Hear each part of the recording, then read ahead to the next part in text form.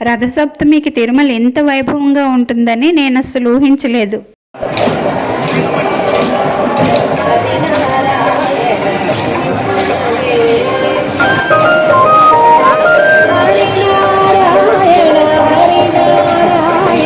Hi అండి, welcome to యాత్ర విశేషాలు.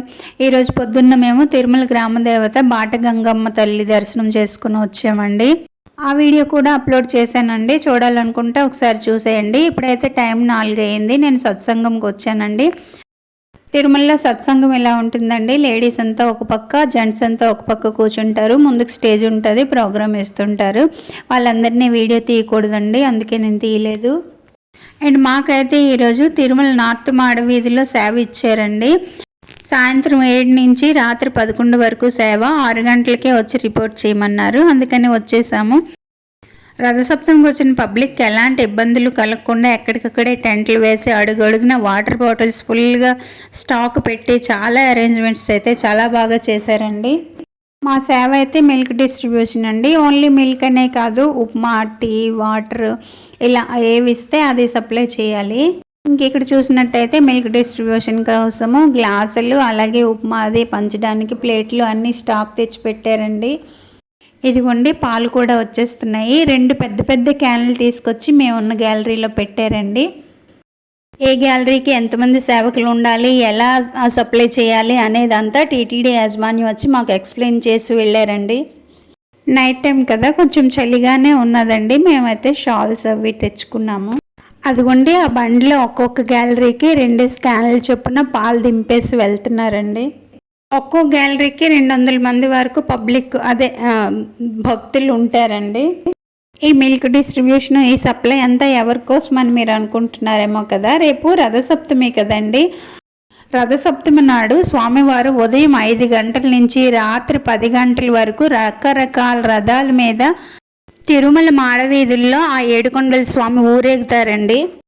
ఆ దృశ్యాన్ని చూసి తరించిపోవడానికి మన 2 తెలుగు రాష్ట్రాల నుంచి, తమిళనాడు, కర్ణాటక నుంచి కొన్ని లక్షల మంది భక్తులు నిన్నటి నుంచే వచ్చి ఉన్నారండి. అంటే రేపు మంగళవారం రథసప్తమి అంటే నిన్న ఆదివారం రాత్రి నుంచే ఇక్కడ వెయిట్ చేస్తున్నారట. ఇలా వేచి ఉన్న భక్తులకి ఎలాంటి ఇబ్బందులు రాకుండా ఇలా ఫుడ్ సప్లై చేస్తున్నారండి టీటీడీ వాళ్ళు. ఇప్పుడు పాలు ఇస్తున్నారండి, కాసేపు పోయాక ఉప్మా, వాటర్ ఇస్తారనమాట. 2 రోజుల నుంచి టీటీడీ వాళ్ళు పెట్టిన ఫుడ్ తింటూ ఇక్కడే నిద్రపోతూ ఉన్నారండి. ఇక్కడ ఒకసారి కదిలితే మళ్ళీ ప్లేస్ దొరకదని వీళ్ళకి భయము. ఈ ప్రదేశమే కాదండి, తిరుమల మాడవీధులు మొత్తం ఇదే పరిస్థితి ఉన్నది. రథసప్తమి ఎప్పుడు వస్తుందా, స్వామివారి రథాల మీద ఎప్పుడు కరుణిస్తారా, స్వామివారి దర్శన భాగ్యం ఎప్పుడు కలుగుతుందా అని చిన్నపిల్లల నుంచి పెద్దవాళ్ళ వరకు అందరూ ఎదురు చూస్తున్నారు. వీళ్ళకి తిండికి కానీ నిద్రకు కానీ ఎలాంటి ఇబ్బందులు లేకుండా, మంచు పడకుండా చక్కగా టెంట్లు వేసి అన్ని అరేంజ్మెంట్స్ టీటీడీ వాళ్ళు చాలా బాగా చేశారండి. తిరుమల మాడవీధుల్లో అలంకరణ అయితే వేరే లెవెల్ ఉన్నదండి. మా గ్యాలరీ అయితే వరాహస్వామి టెంపుల్కి, పుష్కరిణికి ఎదురుగా పడింది. ఆ ఎదురుగా కనిపిస్తున్నది తిరుమల శ్రీవారి పుష్కరిణి అండి. ఎంత చక్కగా అలంకరణ చేశారో చూడండి. రంగురంగుల విద్యుత్ దీపాలు, రకరకాల బొమ్మలతో చక్కగా అలంకరించారండి. చూడడానికి 2 కళ్ళు సరిపడవన్నంత అందంగా ఉన్నది. పక్కనే ఉన్న వరాహస్వామి టెంపుల్ కూడా అలాగనే అలంకరణ చేశారు. రేపు రథసప్తమి నాడు స్వామివారి 7 రథాల మీద ఎంత వైభవంగా ఊరేగుతున్నారు, అది తిలకించడానికి వచ్చిన భక్తులు స్వామివారికి ఏ విధంగా నీరాజనాలు ఇస్తున్నారు, అలాగే స్వామివారి చక్ర స్నానము, ఇవన్నీ కూడా ఇంకో వీడియోలో చూపిస్తానండి. ఈ వీడియో ఎలా ఉందో కమెంట్ చేసి చెప్పండి. నచ్చితే లైక్ చేసి షేర్ చేయండి, సబ్స్క్రైబ్ చేసుకోవడం మర్చిపోకండి. ఇంకో మంచి వీడియోతో మళ్ళీ కలుద్దాం. అంతవరకు సెలవండి, బాయ్.